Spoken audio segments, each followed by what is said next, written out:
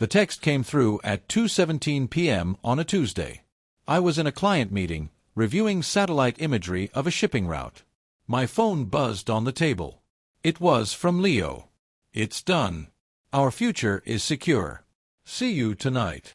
I smiled, thinking he'd finalized the paperwork for our new house. My name is Alex Hayes, 38 years old. For 10 years, I was an intelligence analyst for the Army, specializing in digital forensics and open-source intelligence, OSINT. Now I do the same thing for corporations, mapping out risks using publicly available data.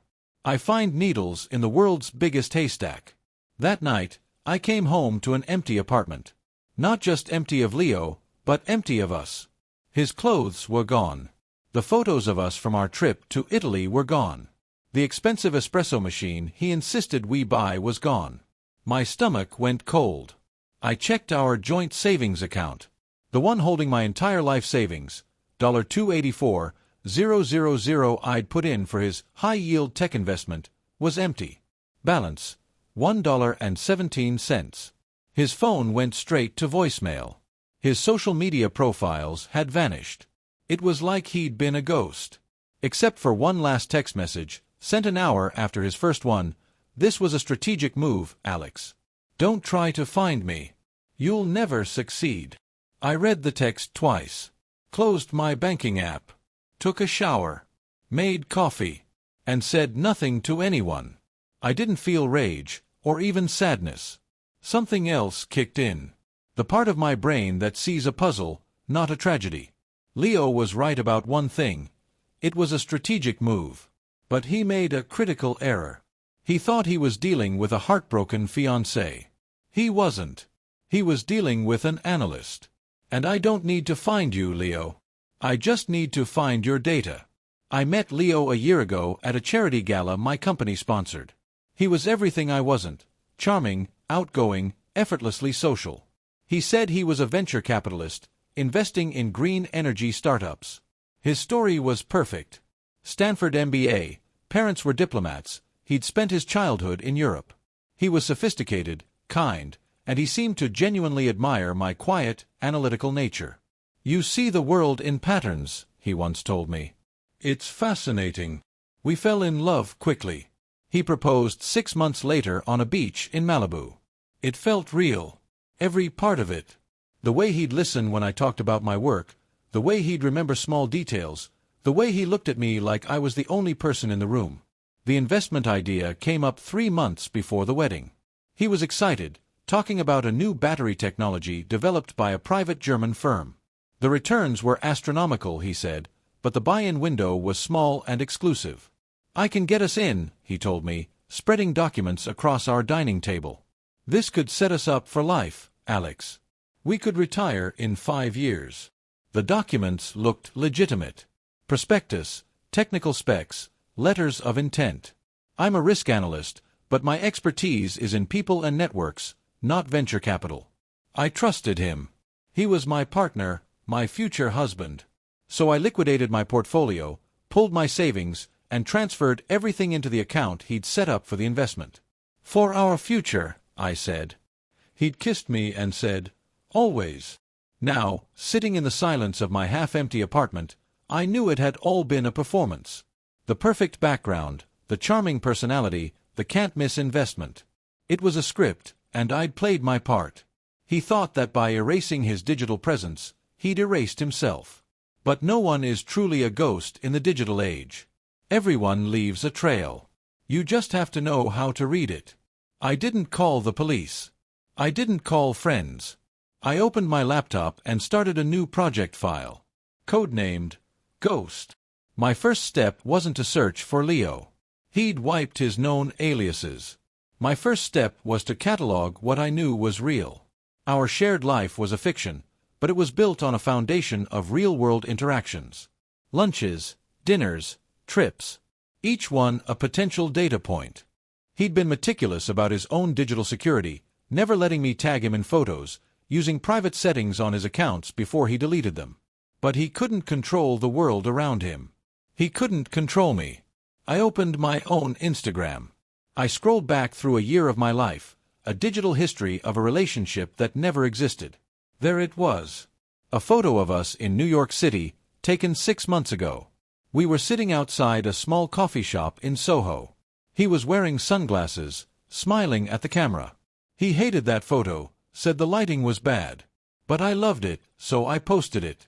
I opened the image in my analysis software and started zooming in. Not on his face, but on the reflective lenses of his Ray-Bans. The resolution was high, thanks to my new phone. In the right lens, I could see the reflection of the building across the street. And in the left lens, distorted but legible, was the reflection of the coffee shop sign. It was an artsy, custom logo, not a chain. A stylized bird holding a coffee bean. That was my thread. I ran a reverse image search on a cropped, de-skewed version of the logo. Nothing. It was too small, too distorted. So I went old school. I started with Google Maps, virtually walking through every street in Soho, looking at coffee shop storefronts. After 3 hours, I found it, the Gilded Finch. The logo was a perfect match. The Gilded Finch.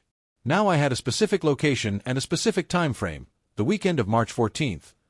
Leo thought he had no digital footprint, but he was physically present in a city of 8 million people, all of them carrying cameras. I opened the location tag for The Gilded Finch on Instagram and filtered the results for March 14th and 15th. I wasn't looking for him. I was looking for photos taken by other people who happened to be there at the same time. I scrolled through hundreds of photos. Tourists with their lattes, influencers posing against the brick wall, brunch photos. For each one, I scanned the background, the windows, the crowds on the sidewalk. It was tedious, mind-numbing work. Hours turned into a day, then 2. My eyes burned from staring at the screen. Just when I was about to give up, I found it. A selfie posted by a college student from Ohio. She was smiling with a friend. But over her shoulder, in the background, out of focus but unmistakable, was Leo. He wasn't looking at me. He was in a deep conversation with another man. A man I'd never seen before. I zoomed in. The man was older, with a severe face and a scar above his right eyebrow. The student had tagged her friend in the photo, but no one else. But this was the mistake. This was the data point Leo couldn't control. I had his face, at a specific place and time, with an unknown associate. This associate was my new target. I screenshotted the man's face, ran it through a facial recognition search against public databases, social media profiles, news articles, company websites. Bingo! A hit. The man's name was Marcus Thorne. According to his LinkedIn profile, he was the CEO of a logistics company based in Cyprus called Nautilus Freight. The profile picture was 10 years old, but the scar was identical. The company was real, but a quick dive into its registration showed it was a shell corporation, a classic tool for money laundering. Marcus Thorne's digital footprint was much sloppier than Leo's. He had a public Facebook profile.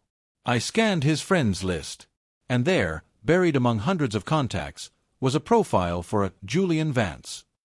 The profile picture showed a man with Leo's smile, Leo's eyes, but with blonde hair and no beard. The account had been inactive for 2 years, but it was him. Julian Vance. The first of his real names. I dove into the Julian Vance profile. Photos from 5 years ago showed him with a different group of people. One of them was a woman he was tagged in several photos with. Her name was Anya Sharma. Her profile was public. According to her posts, she worked in asset management. I did a quick business record search. Anya Sharma was the director of 3 companies, all registered at the same mail drop address in Delaware. One of those companies was Innovatech Holdings, the firm that had supposedly developed the battery technology I'd invested in. The web was taking shape.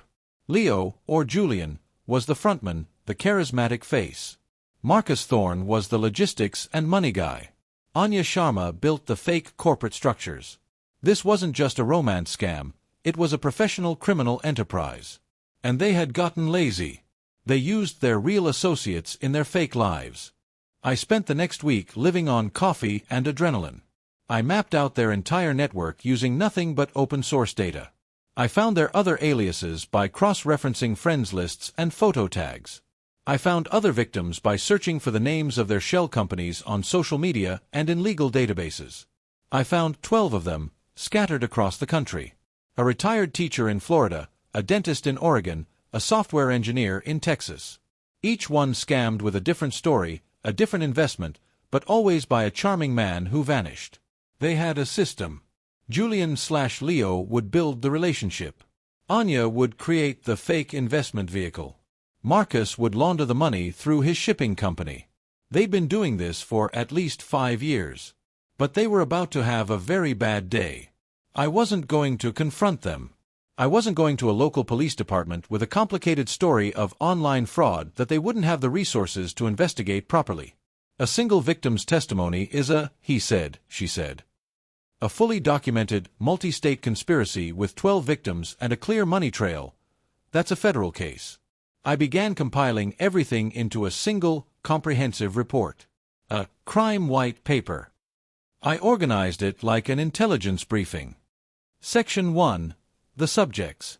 Detailed profiles of Julian Vance, Marcus Thorne, and Anya Sharma, including all known aliases, photos, and their specific roles in the organization. Section 2. The modus operandi. A step-by-step breakdown of their process, from initial contact to the final transfer of funds. Section 3. The network. A visual flowchart showing how the 3 core members were connected to their shell corporations and each other. Section 4. The evidence. A complete appendix with links to every piece of public data I'd used. Social media profiles, business registrations, geotagged photos, everything. Each piece of evidence was time-stamped and sourced. Section 5. The victims. A list of the 12 other individuals I had identified, with their contact information and a brief summary of their case, all gathered from public forums and lawsuit filings where they tried to seek justice on their own. The final document was 82 pages long. It was an airtight case, built entirely from the digital breadcrumbs they'd left scattered across the internet. They thought they were ghosts, but they'd just been sloppy. I created a new, anonymous email address. I attached the 82-page PDF. I wrote a simple subject line, Evidence Package, the Vance Thorne Sharma Fraud Ring. In the body of the email, I wrote one sentence, all evidence contained within is derived from publicly available open-source information. I sent it to 2 places. The first was the public tip line for the FBI's Financial Crimes Division. The second was a reporter at the Wall Street Journal I knew from my corporate work, a guy who specialized in investigative pieces on complex fraud. Then I closed my laptop, deleted the project file, and wiped my hard drive. My part was done. Now, I just had to wait. 2 weeks passed. Nothing happened. For the first time, I felt a flicker of doubt. Maybe they were too smart. Maybe their network was too protected. Maybe my white paper was just sitting in an unread inbox. I started sleeping again, going to the gym, trying to piece my life back together. I told my friends the wedding was off, that we'd grown apart. It was easier than explaining the truth. Then, on a Wednesday morning, I was drinking coffee and scrolling through the news when the headline popped up on the Wall Street Journal's homepage, FBI raids uncover sophisticated multi-state investment fraud ring, 3 arrested. I clicked the link. The article was detailed, quoting sources from within the FBI. It described a 3-person team who had allegedly defrauded victims of over $8 million over 5 years. It named the shell corporations, including Innovatech Holdings and Nautilus Freight. And then I saw the photos. Mugshots of Marcus Thorne, Anya Sharma, and Julian Vance. His face was pale, the charming smile gone, replaced by a look of pure shock. He wasn't Leo anymore. He was just a common criminal who'd been caught. The article mentioned that the investigation was kick-started by a highly detailed anonymous tip that laid out the entire conspiracy, allowing the FBI to secure warrants in a matter of days. The reporter called it a complete roadmap to the crime. I sat at my kitchen table and watched the local news report. They had footage of federal agents carrying boxes out of a luxury condo in Miami. Julian's condo. The news anchor said they were caught completely by surprise. That afternoon, I got an email from a woman in Florida, the retired teacher I'd identified as a victim. "I don't know who you are," she wrote, "but the FBI contacted me this morning.